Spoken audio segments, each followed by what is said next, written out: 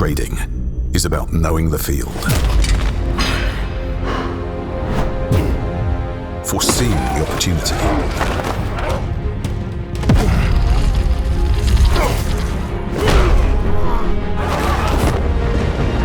executing at the right moment. Timing is everything.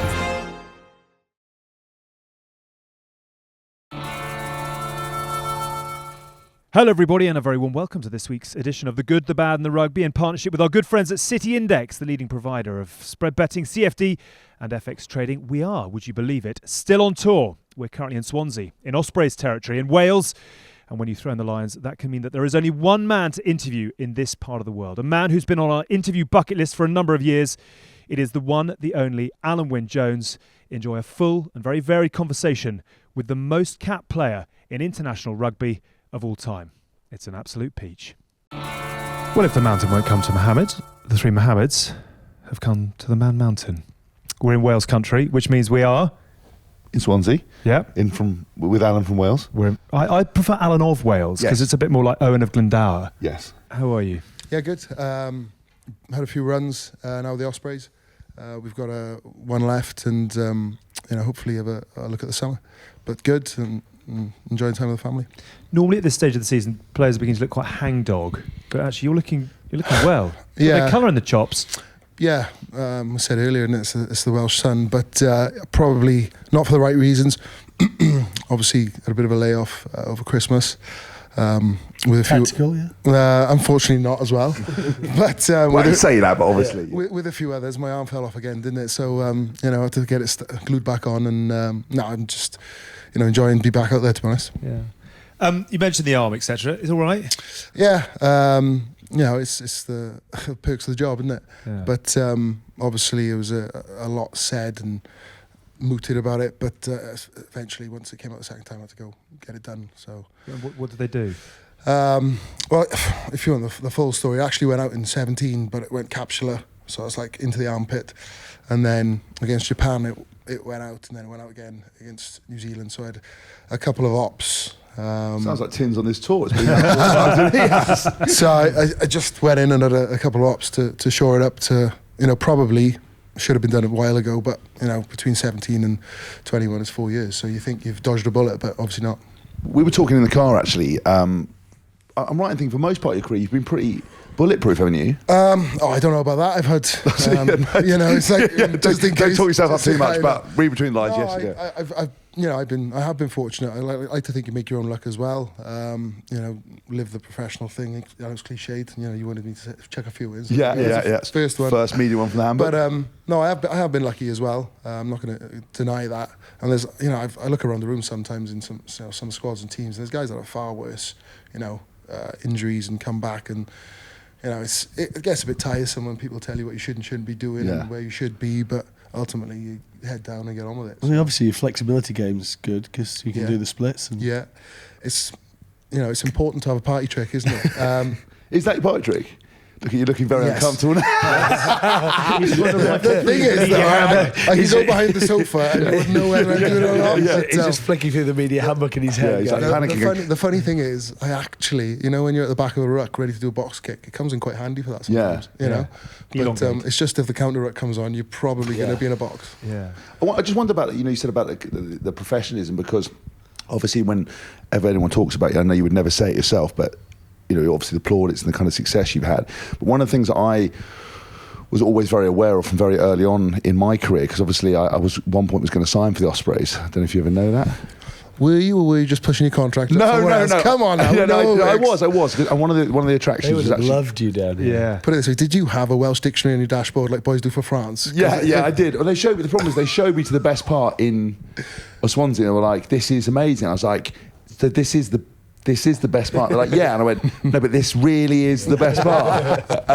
One of the reasons that I wanted to go there was actually to work with yourself, and we've never had this conversation really. But one of the things they said about it was the professionalism in terms of you doing your extras and stuff. And I don't think it's normally kind of talked about. But you've been pretty much on it for your entire kind of career, haven't you, in terms of that professionalism and leaving no stone unturned? I think it's funny when you're young, head down. I was always wanted to be, in the basic side of things, first one to the next rail and whatever, and that fitted in really well with Gats when he first came in, because that was his mantra. But I like to think I had a bit of that when I was with Swansea down the road in the Prem, and it sort of carried it on. I think as you go on, then you can invest in yourself a bit more. And I still tell guys that now. Like you see young guys who are like, oh, I got in the injury, invest in something to make you play for longer, because one match fee with a national team will probably sort out for the majority of your rehab stuff to give you another 2 or 3 years.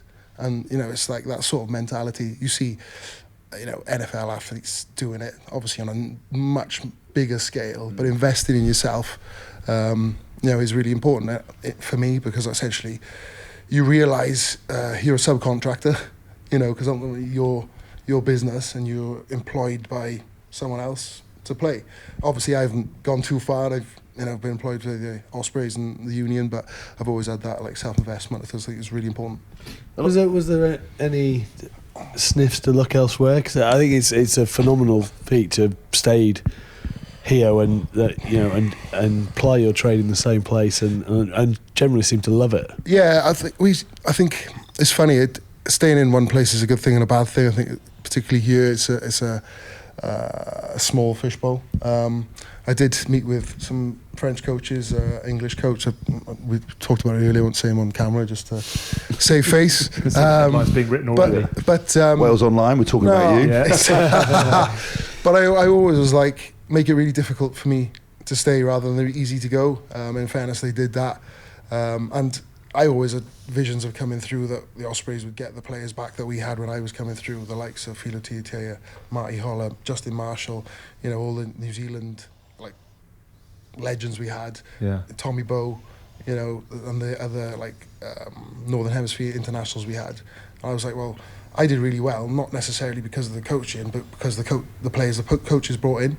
And I always say that it's like, to make good players, it's the players you play with rather than the coaches a lot of the time, because when you're in the tough side of the game, not even playing, it's like those are the players that will give you the advice and you learn off them, the extras and all that sort of stuff. And I'm still living that dream. I feel what extras you learnt off Marshy, because it probably involved night outs. No, me hamburger too.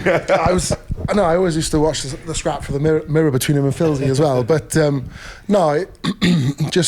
was also like not the preservation of I'm going to do it this way as well, the self-confidence and all those things. I know you jest about it and say, oh, whatever, but they were assured, they were confident, they were performers. And when those sort of people come into your environment, you're like, oh, okay, I can lean on that, I can learn off that, and that's what I did. I'd like to think. I mean, I generally wouldn't have had the career I had if I hadn't worked with like Lawrence, Joe Worsley, Simon Shaw, Josh Lucy, Fraser Waters, Voles, all those kind of guys, and going and seeing like looking behind the curtain, go, well, why are they so good? What makes it happen? It's kind of massively invaluable to be able to do that. I think you're exactly right. It's quite attractive to want to stay because of that. And the funny thing is, I think for where my junction was, I'm a product of the system, because obviously I was at Swansea, but then I went regional.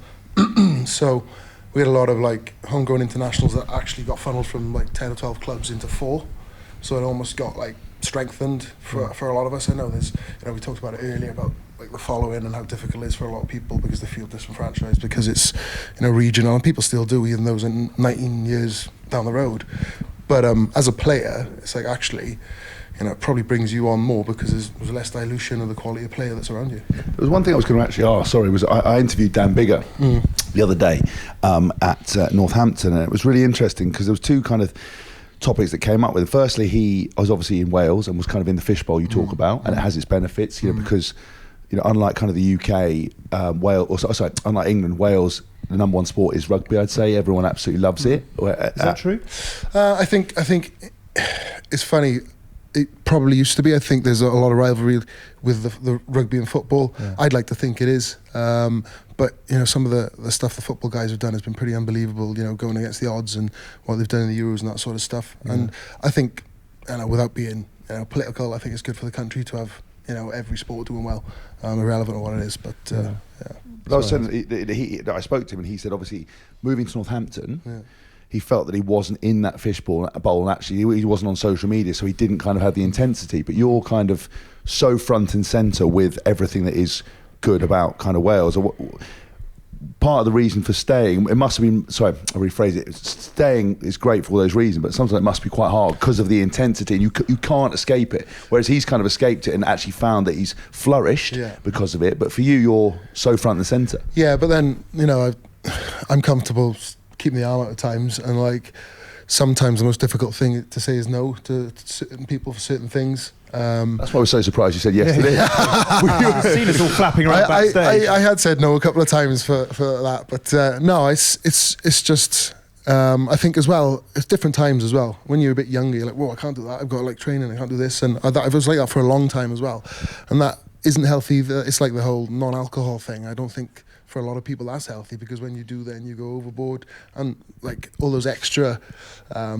things outside your actual performance. If you can get balance, then that's good. And I think I've got better as I've got older, but I've always been comfortable in going like, no, sorry, I can't do that. It's hard at times, but you've got to be able to preserve yourself in that manner, I think. Why have you said yes to this? Why? Because I always... He's like Mustafa. He said no twice. He can't say no 3 times. No, I owe this man a solid, because he came to the testimonial, and you did it as well, didn't you? But I think that was a great night, that. I don't know, you didn't get paid, but I don't know if you did. Did you get paid? I just did it for the love. Oh, I can't remember. Well, I did you a favour as well. Yeah. I didn't even get the invite. He's going to go back to the big book of receipts and go through it and be like, Alex Payne. The game's the game, but when I owe a favour, so. I didn't know I was cashing this in for this, because I wouldn't have fucking done. Sorry, I really don't care about this pod. I would have cashed in for something better than this. But anyway, fine. Can I ask you about your relationship with the media? Is that because there's quite a mythical presence about you, I think, within the media. A lot of players absolutely love it, go hunting it, will court it, and yet that's never been part of your game interest. But I think it's two-pronged. Not a bad experience, but early on, when I tripped Dylan Hartley after that game, I had an interesting interview after that, and it was like, flipping heck.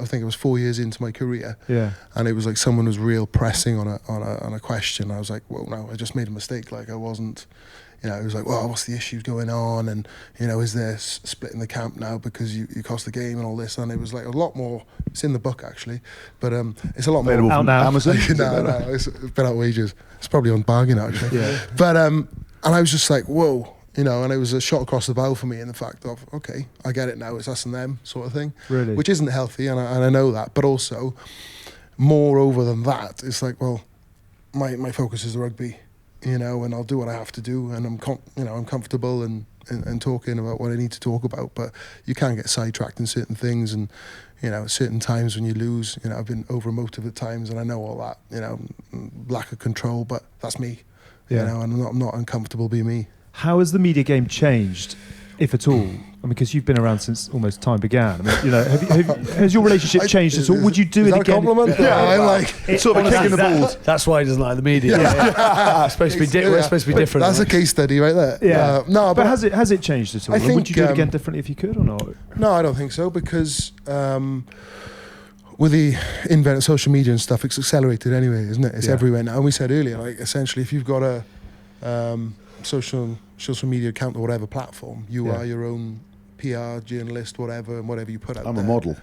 According to I think it definitely had a point of changing around 2005, 2004, 2005, where the questions became they were searching for deeper answers, and they were searching for headlines rather than content. I remember Andy Robinson, when he was England coach, he was the first one that properly got it, I think. Obviously we weren't playing particularly well, but got asked directly on camera, are you going to resign because the results are that bad? And that never happened in rugby before. We used to have a sort of fantastic relation with media for a long time. They'd come out with most of the players, they'd stay in the same hotels.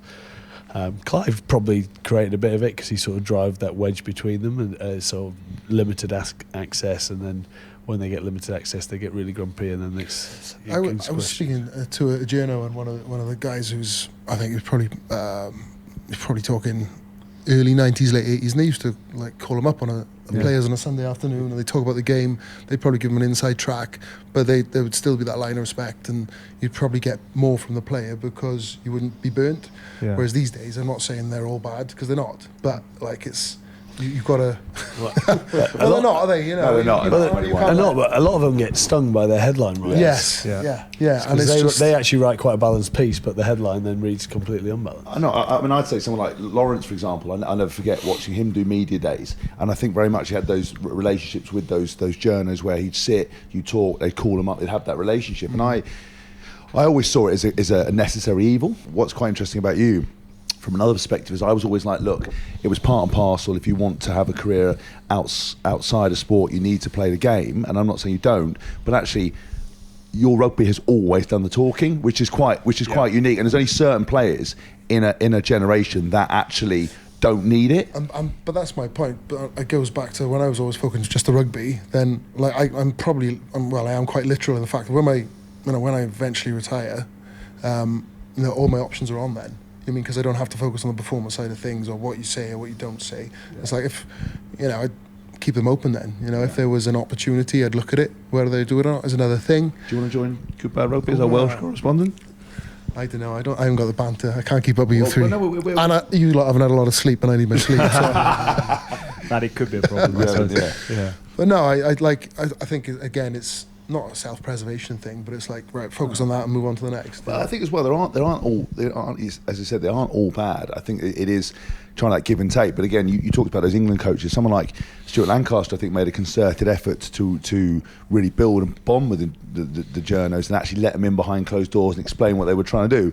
But ultimately, they still burn you because that is their job. It's sensationalised stuff. The disappointing thing is, I think fans want actual, intel, and the game needs it as well. But they're not giving them intel because they're not often always in the inside. It depends on who, yeah. but I think the game needs it in the fact of, there's a lot of things you communicate through what you write, don't you? Yeah. Whether you're educating people on the game or, individual players rather than just the chaff and the tabloidy stuff, But, it's just my opinion. I think there's a really interesting thing as well, which is actually, and I've never really thought about this until now, but actually those players who do stand back from the media and you don't hear a lot from, I think their mystique is often greater, and I'd put you in that category. McCaw, another one, who doesn't do social really, doesn't do any sort of mainstream media that often, and I think that grows a legend because you know less about them. If you're totally available 24/7, and we know every time you go to the bathroom and what you have for breakfast, lunch and dinner, I think it kills a bit of the legend sometimes. Obviously, I'm not talking about you personally, but what makes it quite interesting off the back of that is that in some ways you've kind of, I'm thinking of Alun Wyn Jones as watching you, the kind of,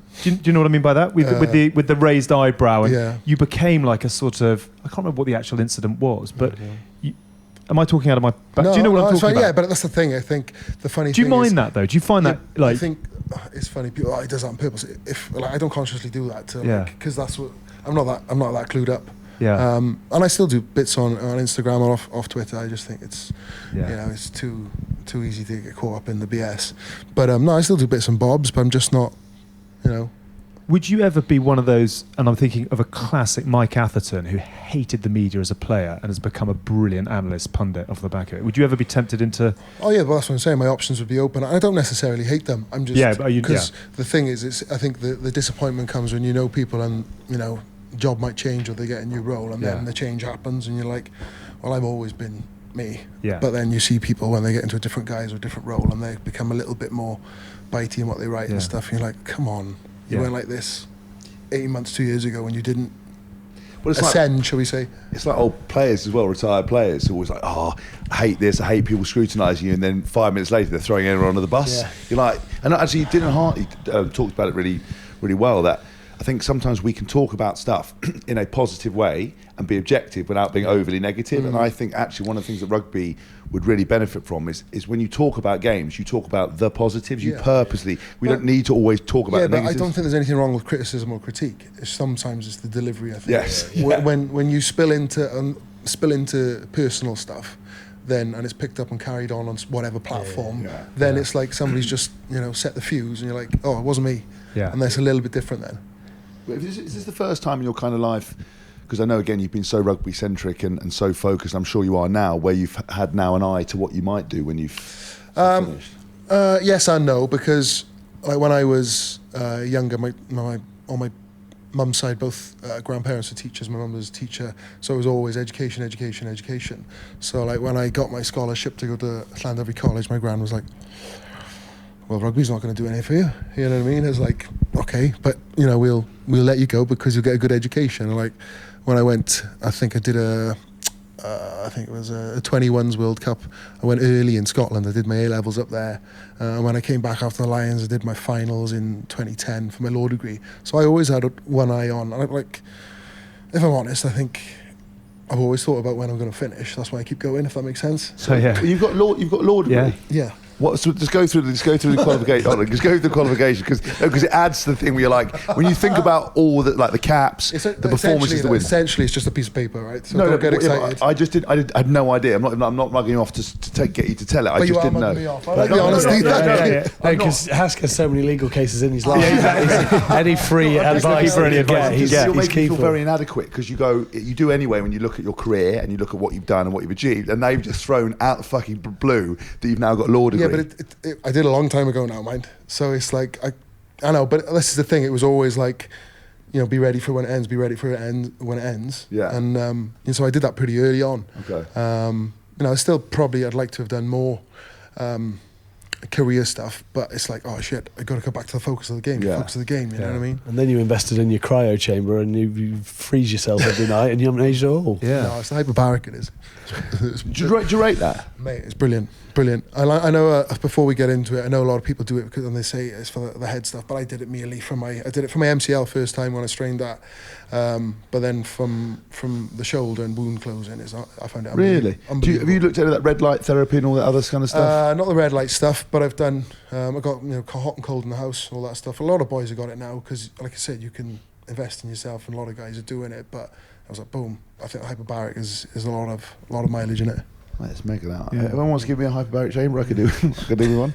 Hashtag ad. That's another. It was another way of Jack Noel hiding, though, didn't he? You went and watch a movie whilst in the hyperbaric thing. Yeah. I think there's probably only one man I know that's rival you in terms of that fresh, Johnny May, because he's got the hyperbaric, ice, the Normatec, game ready, red light therapy, and he's on a constant cycle. He's continuously on a stop clock. Do you know his whole life is, and they call it the rotation. He's always on a rotation for it, but that's why he's still able to do it. That's why I always trained with Johnny. So when we talked earlier about people telling me I was old all the time, so I always trained with Johnny because he was on that clock constantly through weights, then into stretching, then 20 minutes of this, and it was all done on his timer. But that's the funny thing, like you automatically go like down here. It's like, we benching then, or it's never like, okay, brilliant, or how hard you train. It's never like how hard you recover. Yeah. You know what I mean? It's like people always forget that side of it. Well, the harder you recover, the harder you can train. And that's the psyche. I missed that convo before. So we were talking about obviously the age thing because I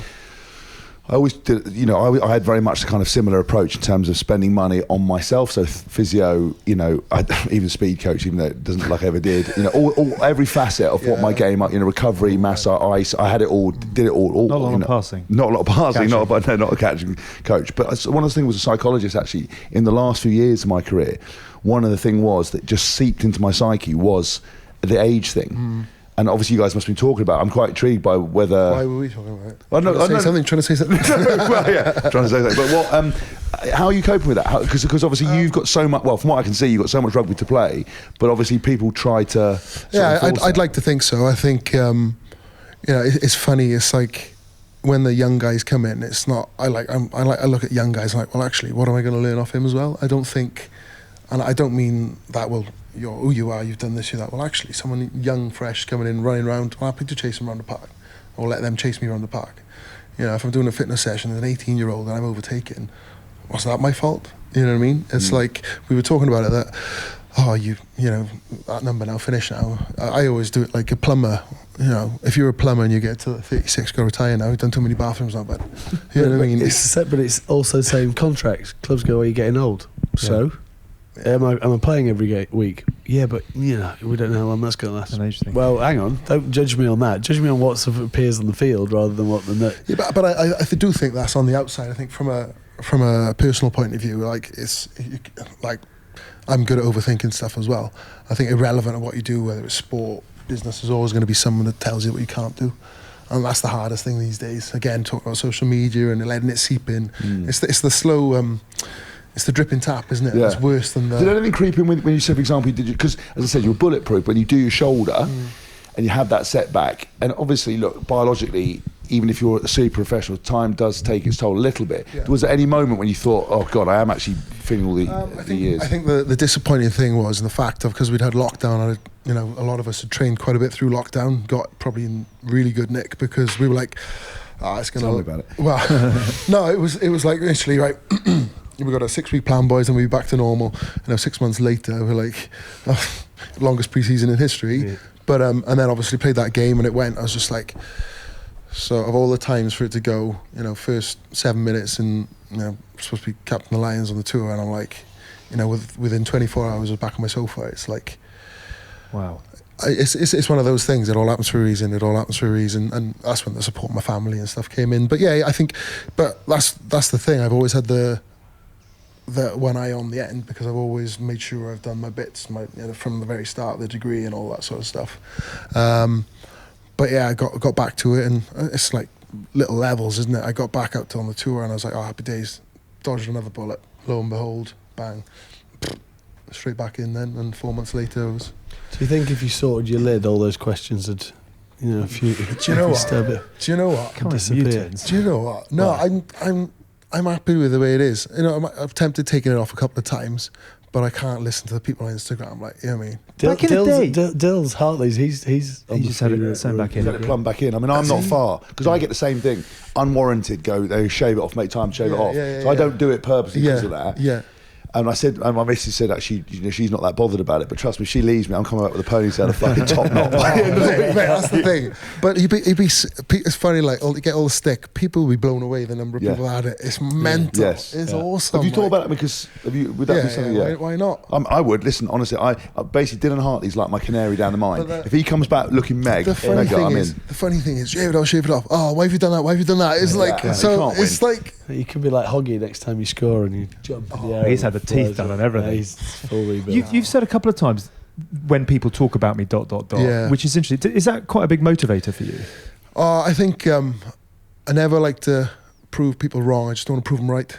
Okay. It's almost like a more positive way of proving people wrong. Yeah. Do you know what I mean? Yeah. Rather than, don't get me wrong, that flips either way at certain times. But again, it's probably a bit of the goldfish bowl and doing what I've done for so long. And because we were talking again of the age thing, it's almost like you get into 3 is the first number, and then it's like, oh, see you later. Yeah. So I've had it for 6 years now. I go into a shop and like, oh, what are you doing now then? I'm like, oh, okay. Yeah. Just have the kids. You know what I mean? It's like, okay, have a nice day. So what are the big? I mean, your levels of motivation are extraordinary, and I'm interested as to how you keep replenishing them, how you still have that drive. It's pretty simple. I love the game. Don't get me wrong, and that's probably what times where I get so frustrated, being so close at certain things. Still things I haven't achieved, want to achieve. Will I achieve them? What's on the list? The obvious, but I won't say them because the viewers are like, no chance. So I let them work it out. I think again, having so much mileage on the clock, and we again talking about earlier, every 2 years I've been in a World Cup or a Lions cycle. Yeah, it's almost like people say about motivation. I motivate to play. Do get frustrated at certain times because of know where I can be and where I'm not, or where games go. But also it is cliched, but I've been living it as well. So it's what I'm used to. Do you mean it's not like I'm up there then I'm down? I'm like literally. If you keep grafting, then you're staying to the cycles of those World Cup Lions years. Yeah. And ultimately enjoy it. Like I do love the game. That's sound and sad and sounds a bit cliche. Are you a proper Norse when would you watch it if it was on the weekend? I watch less. I definitely watch less. Okay. I think it's been better for me watching less because, I caught up with a few games yesterday. Missed the Leinster Toulouse one, but definitely my analysis is probably better from watching less outside, if that makes sense. Yeah. Because otherwise you just get consumed by it. Your career is the biggest and best in the game, as it were, in terms of the longevity, the caps, the success that you've had. There's a lot to come, but are you proud of what you've done? Are you someone who has enjoyed the ride as you've gone along, or are you just next week? Before I answer that, I think I'm very aware though as well. At any time, someone could pull a rug or could get injured, and that could be. Yeah. And I think that's stark realization. I think when I see some guys that have come into the game after me and left before, Yeah. And when I'm like, it's a bit that makes you sit up and think. I'm very proud of what I've done to date. Have I enjoyed it enough at times? Probably not. And I think that's an age thing as well. Yeah. But I think we're all guilty of that, of certain things. And just fall into the trap then. Again, like I say, the routine and the habit of it, but it's not necessarily a bad habit because I don't really regret what I've done, you know. When you look at your career now and the bits you're proud of, which are the bits that really stand out? And I don't know whether it's shirts on the wall or memories off the field. Do you buy into any of that? No. I just... Where have you put 163 match shirts? Oh, put it so the wife isn't happy because the attic isn't it's wallpaper. Exactly. No, it's like house. do you know what it is though? I like going to rugby club. I like most rugby clubs are different, aren't they? But I wouldn't want to live in one. Yeah, do you know true. what I mean? Yeah, So it's like a.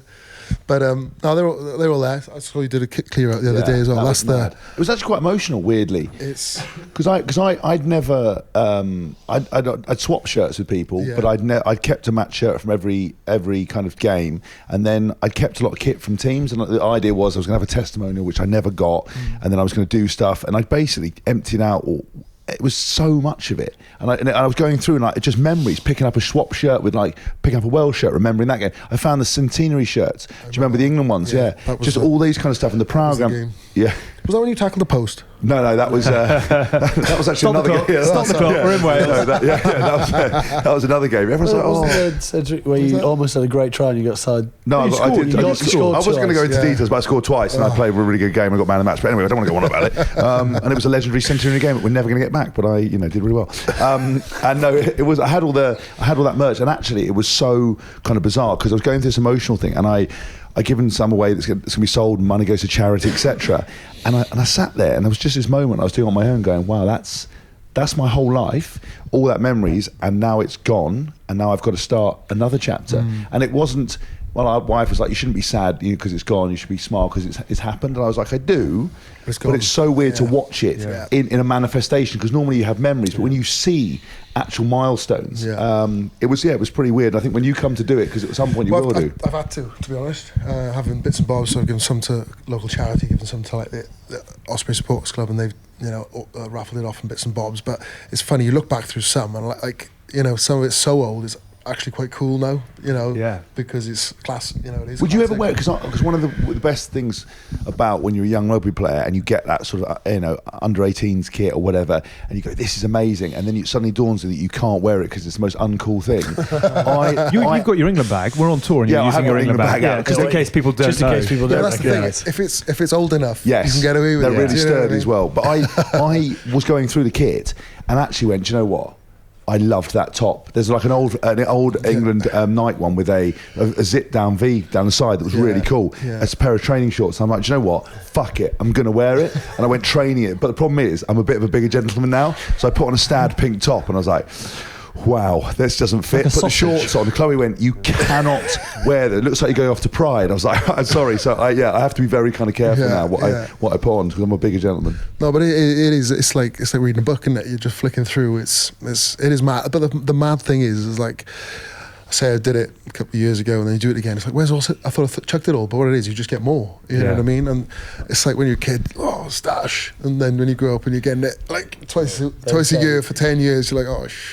I still did get that excitement though. I still did, even when you get a fresh bag, go in and see what they got. It all depends what the sponsor was, because like some of the kit sponsors, like, I'd probably just keep that. Actually, it's funny. You go back to local clubs now, and they are still. It's all about the stash. Whereas when you've been in our position but it did only used to start off with like one bag. Then towards the end, it was like you get 4 holdalls. You're like, would you wear it? Do you still wear? Would you wear any of it now? Not obviously out on the piss. But I'd love to see Alan from Wales just trotting around in a Wales tracksuit.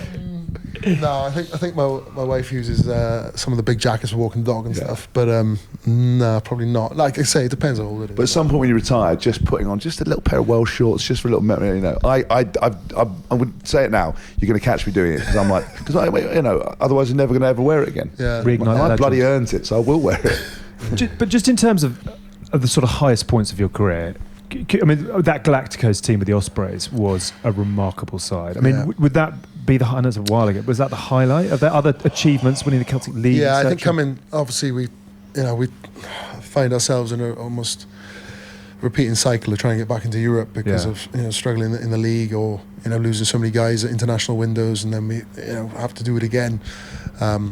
We've got working it backwards. We've got like a clutch of local guys now from the region that are really standing up. So hopefully we get back into Europe and we can make a proper fist of it. But going back to those days and how close we came in San Sebastian, it's just like the squad we had back then, and you're not talking first like 15, you're talking like squad. It's just one that got away. I was going to say, do you think there is a missing piece in Welsh rugby at the moment? Because we were at Aberdare the other day, and there were 400 people watching under 16s game. There were probably 200 to 300 watching the first team in a local derby that they were playing. Cowbridge they were playing, and we saw there were some talented players, especially in those Colts team, and all we're hearing is that we're losing a lot of those players.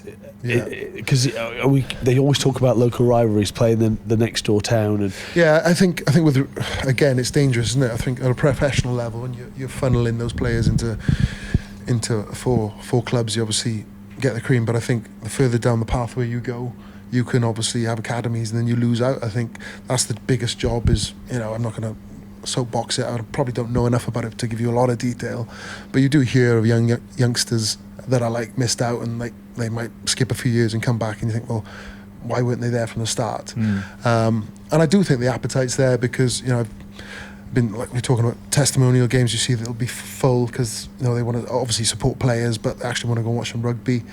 I don't think the to-ing and fro-ing about whether we're going to have 3 or 4 regions and all those sort of political and. Do you read any of that anymore, or do you just? Well, I think we have to. I think as players, yes, essentially, it's about job security then, which is probably as big, if not bigger, than sport. We had it in 2019. 3 days before we played Scotland in the penultimate game of the Grand What Slam. happened? You were told. Well, we were told there was going to be a merger between 2 of the regions on the Monday. So I had another meeting then on the Tuesday. We were back into camp on the Thursday, travelled to Scotland and played. Got the win, but it was a tough time, because obviously as international players, you're going to probably be looked after. But there was a lot of players. You're talking another 200, 180 players plus that were like, what's happening here now? Yeah. Because obviously if there was a merger, then there was going to be a lot of movement. But again, they saw sense, and this recent one now about talking to go to 3 regions, it reeks of a sorting out a balance sheet rather than improving the game. I think again, if they got rid of one, those 3 teams would probably only have the same amount of money. Those 3 teams wouldn't have the extra funding from the 4th that's gone. So, but definitely the appetite's there. I just think the fans need more from a performance point of view, but off the field as well. But because obviously being there from the start of professionalism, when I was playing and travelling over the bridge on a Wednesday night to play Ebbw Vale or Caerphilly or all these boys, or heading down to St Helens to play Swansea and taking on the Moriartys as Gibbsy and all those.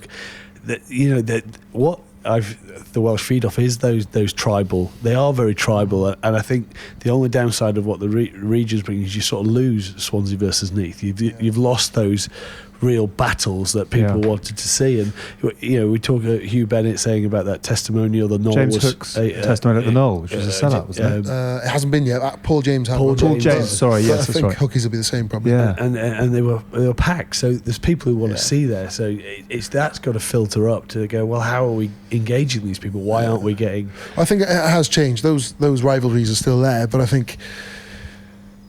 If purely from a financial point of view, if you had 10 clubs now that were in Welsh clubs that are in Europe, where you're going to get the 30 million, in the South Wales to fund it, to actually compete. You could probably lend him a bit. Just on the West. I was thinking you've been quiet for a while. He's back in the game. But it's he doesn't want to take it all out of his pool. He swims in it every day. Probably got that in the ashtray of the car. But purely from a financial point of view, it's hard. But I think the Premiership clubs now, and people are probably saying, speaking out of turn, are probably more important than ever now, because they're the siphon or the funnel to get those future internationals and future regional players, in professional game. Have you got any interest in putting on a blazer when the time comes? I mean, obviously Ryan Jones did a bit, didn't he, with the WRU and the corridors of power? Oh, I don't know. I think with all these things, I think being players, when you speak to people in the boxes, if they're listening, then you're willing to put the effort in. But there comes a point where your energy might be suited somewhere else. Right. That's a fairly damning indictment without saying it. No, I don't mean it, because they got bigger fish to fry. But I think if you're not going to move into that sort of role if you can't affect change. But I actually don't think they have got. We've talked about it a lot on the show, and again, we're not going into detail about it. I actually think a lot of the decisions are made, and you turn around and talk to people, going, "Were you involved in that conversation? Did they talk to any current players?" Like, no. And you're like, "Well, you're making decisions on the game based on your old experiences and the fact that you've never played professionally." and we find it very hard, because that's the vagaries of certain conversations like that. Where sometimes you can have a conversation, you could mean the business of rugby, and some people would mean the actual business of running the business, which I wouldn't know about, but I could suggest something on the rugby side of things to make a certain environment potentially better or more also, efficient. I think you find you would know much more about kind of that, because when you dabble in those corporate environments, I end up doing a lot of talking at corporate places, and sometimes you suggest I'm available, but sometimes you suggest some of the habits. So I've always been incredibly impressed with you as a leader, because of the way What was the example we were talking in the car? Well, I was always blown away by the time when England played Wales at Twickenham. And we won't go into the details, but somebody, from your side got up and did a speech and basically said a blazer from higher up. Yeah, said that they let the team down. It was a bit of an embarrassment. And you walked straight up, and I was coming over to talk to you. You got up straight away and you said, "Don't ever speak about a team like that." Everyone has tried their 100%. Yes, the result didn't get what we wanted, but they were, you cannot say that. And I was like blown away, because I find always in rugby it's about a teacher-pupil relationship, very much the pupil never able to speak up. And I was like, fucking hell, I love that. I mean, you'd want a leader to be able to speak up and say that. In credit to him, I think he was as disappointed as we were. Obviously, I think he'd been had a few more than we had, but and in credit to him as a man, he actually came to us and met us in person and put it right and apologised and stuff. But it's it is what it is sometimes, and that sort of approach has got me in trouble at times as well. It doesn't happen too often, but I think sometimes something needs to be said. But you want that from I think as it's the same way Eddie Jones gets courts controversy, but he deals it in a certain thing. I want a leader and someone in my team that's going to go, look, this is how it is, and this is what you do. And I think in those more complicated corporate conversations, a lot of the behaviours that we take for granted, honest and open feedback, direct conversation, accountability, in a modern world and modern work environment, they don't have that, because you turn around and say, "Oh, do you do this? Do you do these disciplines?" And they say no. So maybe you probably know more than you think. Well, CEO. I don't know. No. Concentrate on the egg for a bit. I love that. Cliche number three. Cliche number three. Look after it. I'm conscious we're getting into the detail. I want to celebrate some of the mega moments of your career. Do you stop to do that at all? I mean, if I was to say to you now, you could pick 2 or 3 games to play again because they were the days that you will remember forever, or maybe because you want to overturn a result. Oh yeah, definitely. Are you someone I've got too many of them? Are you someone though, when you get that offer, you've got an itch to scratch, or are you someone who would love to do 30 points to 3 or whatever it might be, or Six Nations triumph or whatever it is, or famous days? I think missing out on a couple of semi-finals. Yeah, those are the ones you remember more, because in all that glory you go to the yeah, but that tells you a lot about the man. Of course it does. If you just focus on every time you've won, I'd always go to losses because they hurt more. Yeah. Do you know they scar you harder? I talk about age and performance. I saw a podcast with Tom Brady. Okay. And he was going on about winning and that mentality, and it's funny the similes, like in regards to the mentality. And like when you win, it's not easy. It gets harder to keep winning. You know, and that's the thing. And like that's why I go back to the losses, particularly in the World Cup semi-finals. It's just that's what I grew up watching. Yeah. Martin Johnson lifting it. It's like. That's when you arrive, isn't it? And how do you get over something like that? What do you like after a day where you've come so close? And do you take a long time? Are you quite able to compartmentalise? Yeah, you don't let those go. I don't think. I think it's funny. It's not like I and I don't mean this derogatory to anyone who's got a 9 to 5, but it's not like you go in and you'll repeat the day. It's like there's so much that goes into that. It could be, for some people, it could be the only World Cup they go to, the only semi-final they get to. So to miss out, just like, and it's not a dour emotive thing. It's energy. I want to do it again. I want another crack. It's not feeling sorry for yourself. I wondered off the back of that, how do you switch off? Because whenever you speak, and even through just chatting to you now, there's like an intensity, there's like obviously a real passion for what you do, and there's a real determination, and you can see your mind working, even when you talked about kind of rewriting the semi-finals.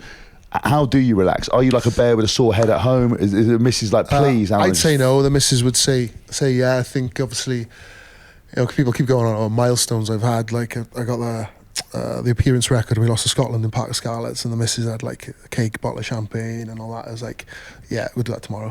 So that didn't go down well. Stat on that, isn't there? You lost your first game cap. Yeah. You lost your 50th cap. Yeah. You lost your 100th cap. Yeah. You lost when you broke the record. Yeah.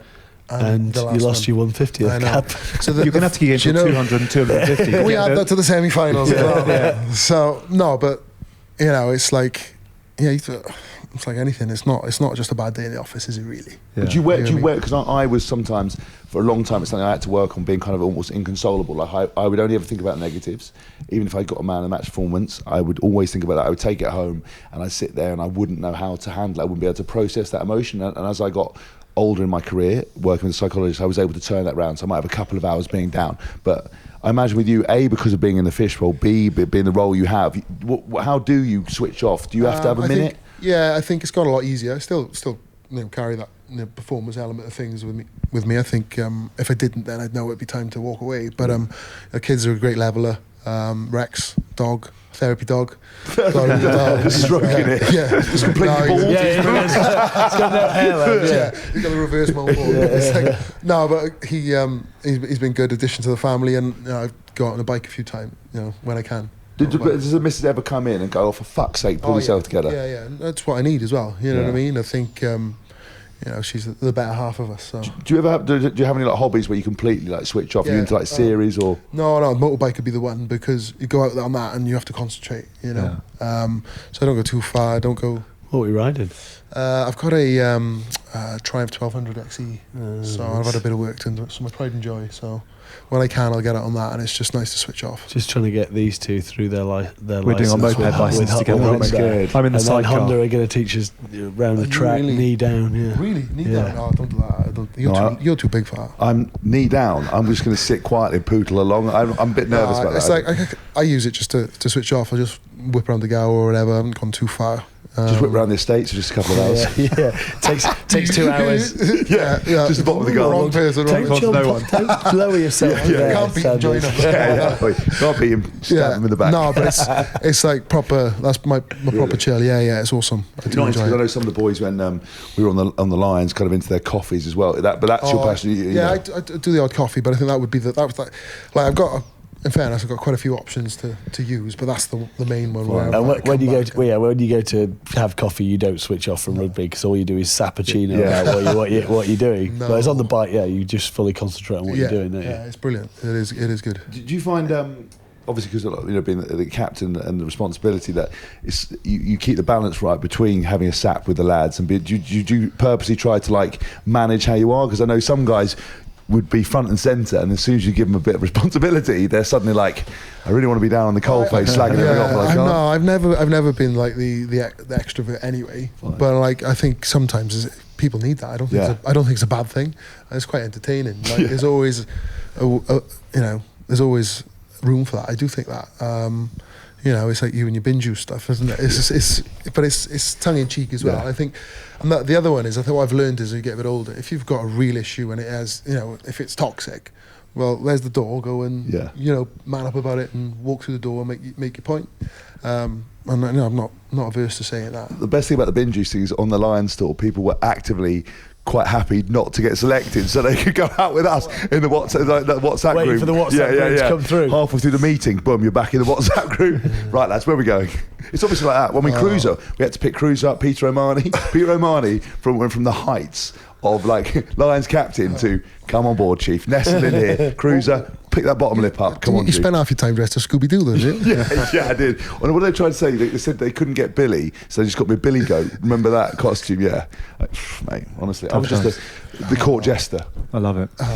You've mentioned your missus a few times, who is a great woman. Met her, obviously, at your testimonial. Yeah. Am I right in thinking that she possibly gives you the hardest time of anybody in terms of Alan of Wales being brought back down to put the bins out and do the washing up? She absolutely loved the Alun of Wales. I was Alun of Wales for about 2 months at home, walking into the kitchen. Alun of Wales. Haskell, here again. Will you stop it, please? Yeah. No, but she was, Whenever you hear it now, he's got like a switch. she enjoyed that. But I'm fortunate because she's got a athletic background in the fact that she understands sport as well. So when I say she doesn't give me a hard time, she understands, and that's regards to the psychology of stuff. And like you could not be doing this. So why are you complaining? When it goes bad and when it goes well. It's like, no, he understands the whole like performance mentality, but like it's sometimes it's like stop, check, and Is she looking forward to the next chapter and having a bit more of your time, or is she terrified about what Alan of Wales, without sort of an outlet, is I going think to be you'd able have to to do? ask her. She'd come down. It wouldn't take 10 minutes, but no. I don't know. I think it's a good question. I think the funny thing, I think my father-in-law put it quite aptly. Is like, when you do finish, you can get on with your life. Then, in a weird way. I'm like, is that the case? I won't know until the time comes. And like I say, it could be to the end of my contract, or it could be before that. Yeah. But I'm going to do everything I can to get to the end of it. It's very hard to get you to talk about some of the success. So I'm going to have a third run-up at it. The media handbook. We've balanced it out. So, very unfortunately, your garage with all your stuff is on fire, and you have one opportunity to grab one shirt because it means something to you. I'll have to be either. Well, can I grab two? You can grab as many as you like, actually. I'll probably have to be like my first Ospreys and first Welsh. Really? Yeah. Just because it's the start, isn't it? Yeah. You know what I mean? And do you remember do you remember what you were like at 10? I mean, was it always a kind of... Because actually, you were a footballer growing up, weren't you? Were you much more of a footballer? Yeah, I was one of them that like started like up front and then slowly went back, and then as it went on, the jersey got smaller and smaller, and I just got bigger and bigger, and it's like flipping heck. It's like the honey monsters in goal at the back. Like, love it. It was like, but and I sort of soon realised that I couldn't slow down. I wasn't particularly agile. So rugby it is. So do you remember at 10 who your heroes were? What was the era that you grew up watching? It would be John Eales, Martin Johnson, those two. I think probably wasn't around that time, but I think it was Martin Johnson with the Leicester team of old, and that European Cup success they had.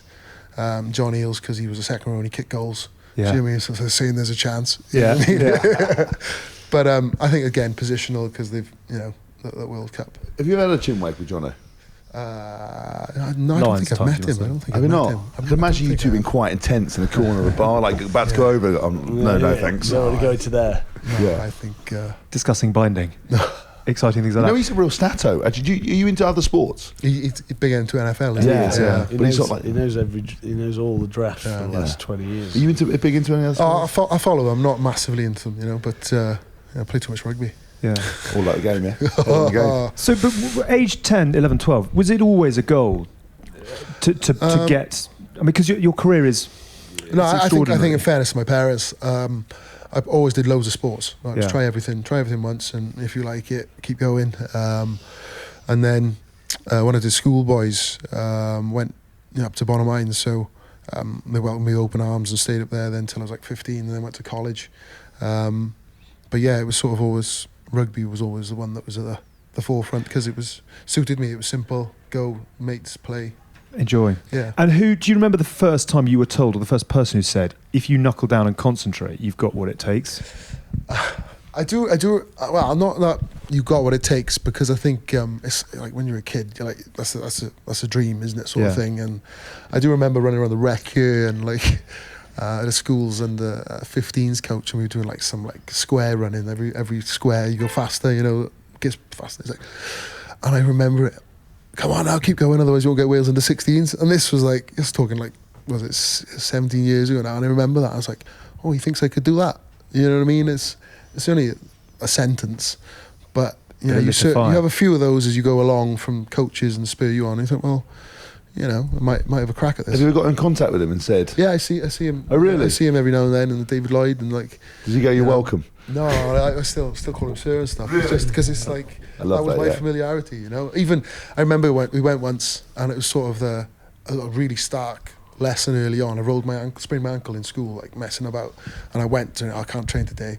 And I sprained my ankle. He's like, "Go away then, come back when you can." And it was brilliant for me. It was like, well, I didn't need to be there because I was injured, and it was like, boom, it was a lesson I learned. And it wasn't as harsh as it sounds, because it was like, well, you know, there's no point being here. Get yourself right and come back, and that's what, you know, it's like. Are you competitive in everything you do? So if you're playing chess, I'm not necessarily with the kids, successful, but right.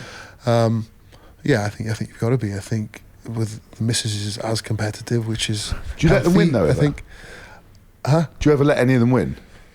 Do you let your kids win? Yeah, because my missus says I have to. Anything for an easy life. No, but it's good as well. I don't want them to be like sanitized. I want to be, you know, I want them to be able to fend for themselves. And so when she's not around, you're like pushing them over, going, "Unlucky, unlucky." I play tennis and just serving flat out. It's like, spike the ball, ace, in your face. You're rubbish. You're never going to make it. Not quite that much, right, but it's like, no, I think it's important to, you know, it means more then as well, doesn't it, to anyone, however you are older. Yeah. Like. No, but I think I was listening to something about a sportsman the other day. I can't remember which one it was. He said, no, it was actually, I think it was Andy Farrell and Owen Farrell, and they were saying that he never, so competitive, never let him win. No. Just always made sure. Yeah, never let him win. You were talking about this the other day. Yeah. I do let Mia win occasionally, but I also make sure she loses a bit, because she goes mad because she's uber competitive. But you should never like losing, but you need to be able to handle losing. Yeah. And lying on the floor and rolling around screaming. I know she's an 8-year-old, but that doesn't work. You don't sit at home with like a PDF of where they went wrong. Like sit down, recover. PowerPoint. Really intense, right? Just going to fire up the sports coach. Hyperbaric chamber for you after that session. No? Well, a couple of ice baths maybe, but no. It's just, but that's the thing. It's balance, isn't it? It's like, it's too easy to go one way. But they're a great leveler as well. You know what I mean? It's part of the fun. I'm about to find out, mate. You've got it all to come. I know. I can't wait to see the tone of your Instagram change. I cannot wait. Everyone can't wait. It's like a social experiment. It is. But it really is. It's like you got the millennium and you've got me having a kid. It's like people are so excited to see what's going to happen. Did you just? Yes, I did. Millennium bug in your child. Is that what you're trying to say? Yes, I bet. Yeah. Well, just basically say just seminal moments. Basically, like, you know, moments in time, watching me unwind and unravel. Do you think you're ready for it? I would say I'm quite adaptable. Yeah. I would say that people's obviously perception of me is not always accurate. I obviously play up to caricature, but I do think I would just get on with it. Do you know what I mean? And I want to learn. And I remember when we were first expecting the boys, like, hardest thing I do. I was like, whatever. And like my wife will say, like, my wife does the lion's share, like Anne's power to Anne's, because she does the majority because we're away all the time. But it's way harder than you think. Yeah, no, I know that. I know that. And everyone, was it fair? Yeah. Everyone says that. Everyone goes, that longing look of like, I can't wait for you to have kids.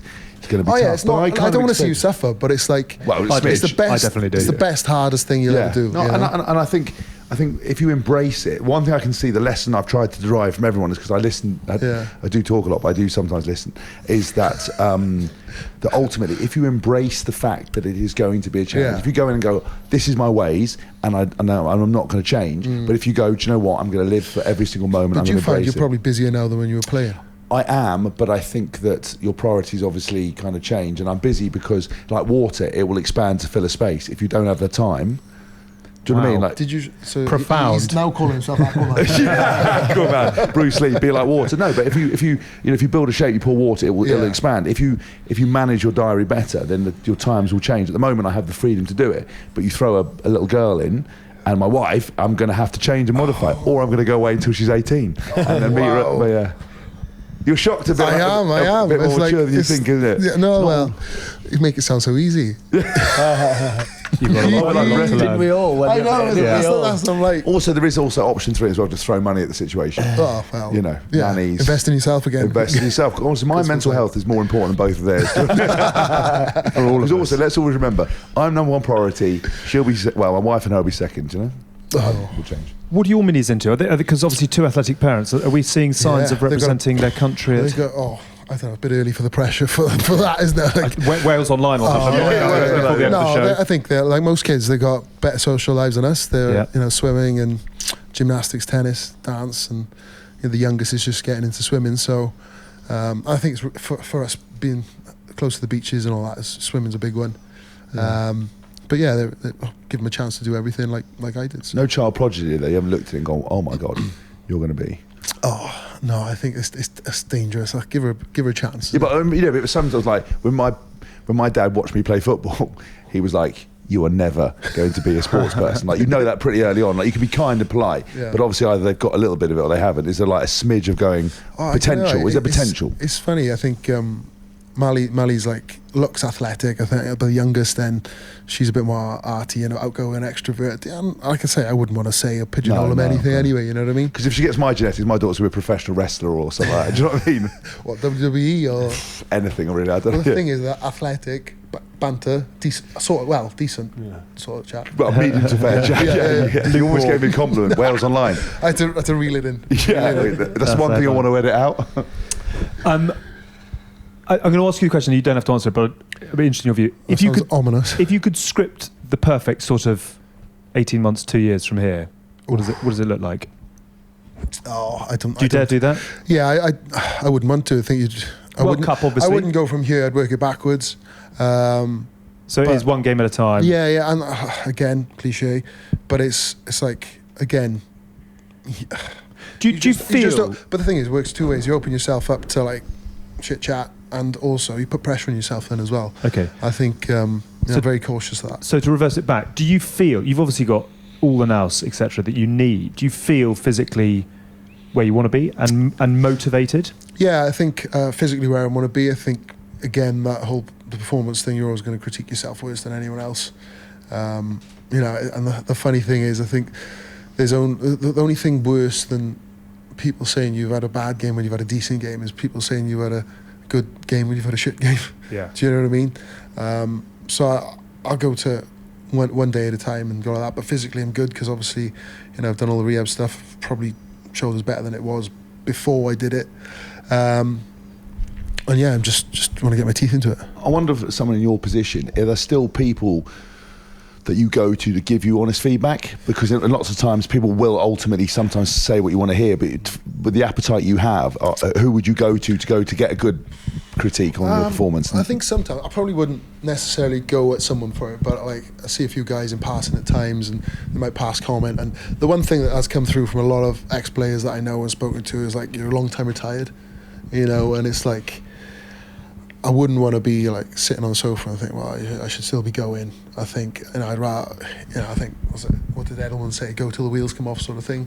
And I'm like, I've got no qualms with that. When I started the game out, I didn't, when you're 10 years old, you don't. Oh right, what legacy am I going to leave? Yeah. Do you know what I mean? It was I wanted to play for Swansea, and now I've done a little bit more than that, but still done that as well.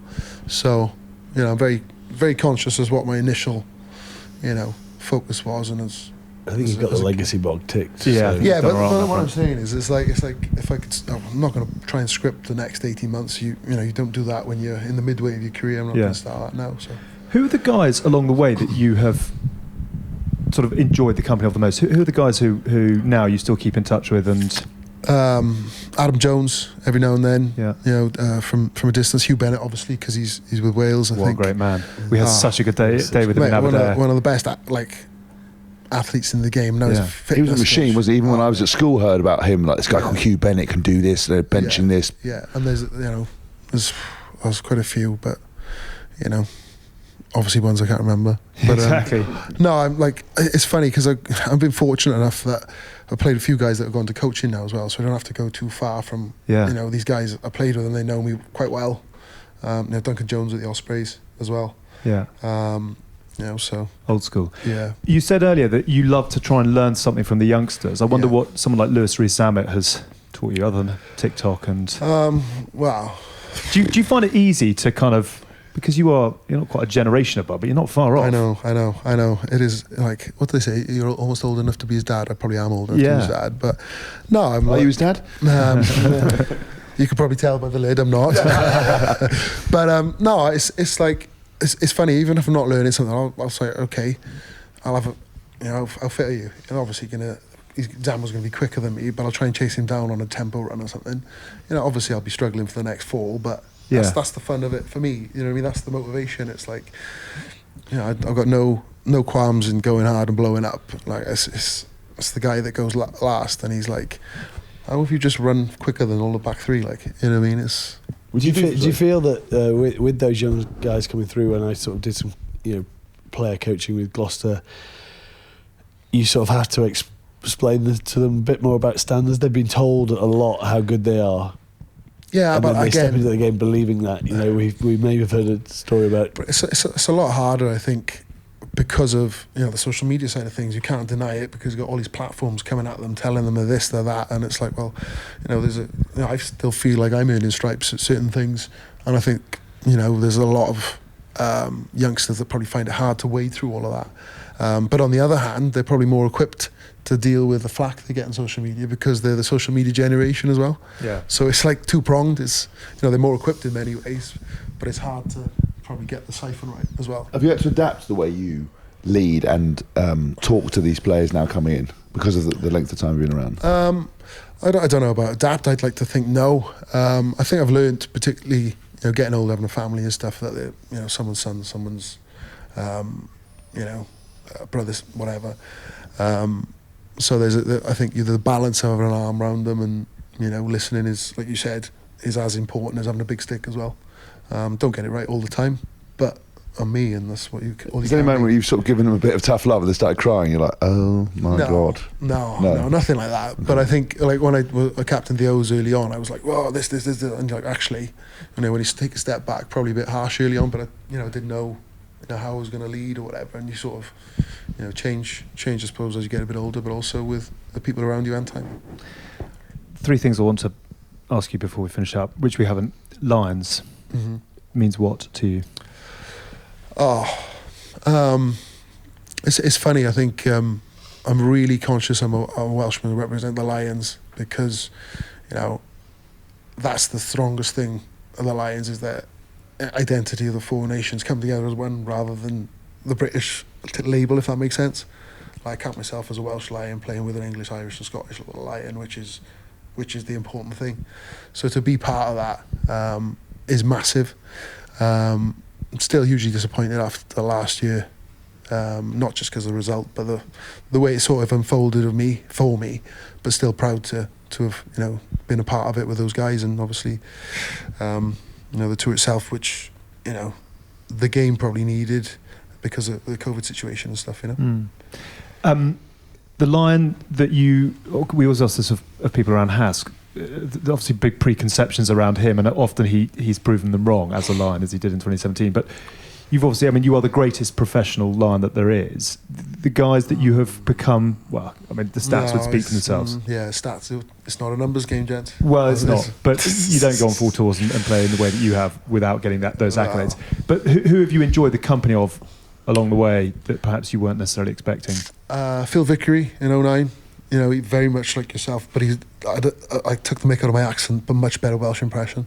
So I think he was one of those. We're hearing on tour a lot of bad accents. Yeah. No, but it was like he was taking the mick, but in a way he was looking after it as well, because I was head down grafting. I'd like to think I got a bit of we look after that one because he's grafting. You know what I mean? Yeah. Young, so I'd like earn to the think, respect. Yeah. Yeah. Well, and I was respectful to the incumbents there as well. Make me a Woodbine boy. Yeah, one of those. Isn't it this new Vickery now? Old Vickery, gruff, kind of big roll-up smoke. Now he's floral shirts on social media. He goes, lads, can I post a picture of us? I was like, sorry, do you know what social media is?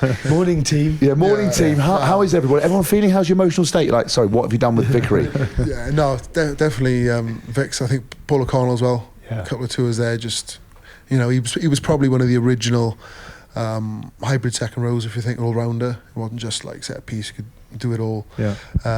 Hoggy, in fairness, for his entertainment. Enjoyed Rory Sutherland the last tour. Yeah. There's nothing like a prop in speedos in full flight, and he's in decent nick, in fairness, given that one. Courts, I think, I haven't played against Courtney Laws for so long. I think particularly in the last tour as a captain, you always see who's going to back you up or speak when he needs to, and he's, his timing and what he said. When he speaks, people listen. I love that. The Norses out there will remember there's a tomorrow with the jersey and there's a tomorrow without the jersey. Yeah. Have you still got that jersey? I have. Have you? I have. Yeah. I've got quite a few of them. And in terms of that, as it's hard to get you to talk about the highs, but clinching a series in Australia as captain. Yeah. It was only 18 minutes, mind. But that came off what Faz said in the meeting before, though, because defence is probably one of the more emotive parts of the game, whether you're like bouncing off the walls or you've got the dead eye focus. And it was like, there's no tomorrow. Like, it's actually resonated with me. And I thought, flipping out, actually there is, though, isn't there? Because like you said about the wins and losses, life goes on, the game goes on.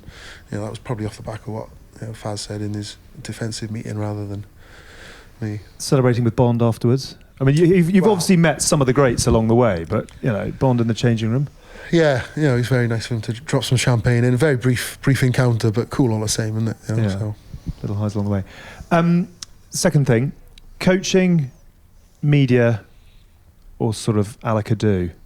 If you're going to keep in touch with the game off the back, which would be the most natural path? I don't know. We've covered almost all three there, haven't we? I think it's funny. I think as playing, you focus on what you do, and when that time comes, it depends if I feel like I've got anything left or unfinished business with the game, if that makes sense. Or like we said, whether there's a forum where it could make or affect change, or if people want me to do that, they might not be. I might turn around and say two fingers, thanks very much, see you later. You know what I mean? But no, I think I'm very conscious that when that time comes, I don't really want to follow a path too hard and waste my time or anyone else's. I'm really conscious of that. I know it's going to take time to find my feet and whatever, but hopefully there'll be something out there. As a driver of standards, yeah, incredible. I mean, I think just when you've lived it, but also done it in the way he's done it, that's the best thing. I think some people can fall into success sometimes by environment, but to do it consistently, to do it in the way he's done it, to have the plaudits that people give him is. Yeah, when I feel like I go serious, it's like shocking, isn't it? I just think it's outstanding, and there are, in games we joke about goats, and he'll never admit it, and he'll never do that, but that's what makes him the character he is. But actually, to have that label, and to have earned it, and to keep being so hungry and keep being so inspirational. I was lucky enough to be on that Lions tour, and again, he was someone that was part of the reason I was going to go to the Ospreys, someone that I always played against for Wales, and he's an inspiration and a good guy, and I'm interested to see when the wheels come off, when the calipers come off with the media, like when he feels like he's able to put the handbook down for one day and actually give you the fact. I'm going to love it. What time's the exorcism? yeah. No, something's gone wrong with the wire. Yeah. No, I just think, he's an amazing guy and thoroughly deserves it, and I think he's got so much more to give, and I'm excited. And listen, I'd love to see Wales win the World Cup if it ever gets that. It'll be amazing. It might get so big time. Is that because you're like 25% Welsh? Yeah. Yeah, I'm Welsh qualified. He got picked for Wales 18s and binned it off because he got in England. I know the story. Go on. Yeah, so I trialled for Wales under 18s at the same time as Wales under England under 18s. Did both flip flop? Yeah, and I did, and I got selected in the training squad for the game to play against England to go play against Wales, and I called up Wales and I was like, look, my dad's master plan. That wasn't the game where they put Time to Burn on instead of the English anthem then, was it? It could have been you. It could have, yeah. And so I made the decision because there was 2 years at England 18s as opposed to Wales, and I just hedged my bets, and that's it. Otherwise, I mean, as everyone always tells me, Welsh fans, I wouldn't have got in the team. I would have won some more Grand Slams if I had, though. So, So humble. So humble. Stay humble, yeah. If you tell people, by the way, if you tell people you're humble enough, people start to believe it, or just stay humble. Stay humble. Or just put it on social media and manifest. Hashtag humble. It's funny you mentioned the anthems, because that was my third and final question. I think, and I hope you wouldn't mind me saying this, that Lawrence Dallaglio still remains the greatest anthem shot of all time. He could turn on the waterworks and the trembly bottom lip. It was only whenever the red light on the camera turned on, though. It was amazing. Before, a passive red light. But it's no disgrace to say I think you probably are the second greatest anthem singer that there has been. I'll take that. It's funny, I think, what did they say before? If I played as well as I sang the anthem, I'd probably have 2 World Cups by now. There you go. But what do you think of when you stand there? I don't know. I think it's changed. Like, It's funny, I think, real emotive when you're younger. I think then you have kids and then you start thinking about all those things. But for me, it's I've said before, it's the one time where actually the fans and the players are doing the same thing, for that, 2.5 minutes. And that's something really special. And obviously, bigger the game, bigger the occasion, that adds a bit more. But you've done it 160 odd times, but that walk out, particularly as skipper, particularly someone like the Principality, means what to you? Oh, it's funny. It's like we talk about dreams as a kid, and it's beyond that. It's pretty hard to describe. I think when you go through like history and you look back, there's not many men that actually have done it in the grand scheme of like the 130 odd years of Welsh rugby. So to be able to do that, and the Principality, when they got the tunnel, their doors closed, you come out and like. You play in some stadiums and there's distance between you and the fans, but they're on you. I was just fortunate enough that they're with us as well. So you'll miss it when it's gone, that bit. Well, that's why I try and make the most of it when I get the chance. Quite right too. It's been an absolute privilege. Thank you very, very much for giving your 1 metre interview of the year to us. Can't believe you've done it, but we're truly honoured, and we really, really hope that the next, whatever you want it to be, pans out in whatever way you want it to. We'll see. Alan of Wales, good on you. Thank you very much indeed. What an absolute privilege to have a goat on the good, the bad and the rugby this week. We are a folding pocket production, and if you haven't joined us on our tour, we remain out and about on the road. Check out goodbadrugby.com if you fancy grabbing some tickets for our last few shows. Otherwise, look after yourselves and we'll see you again soon. Bye for now.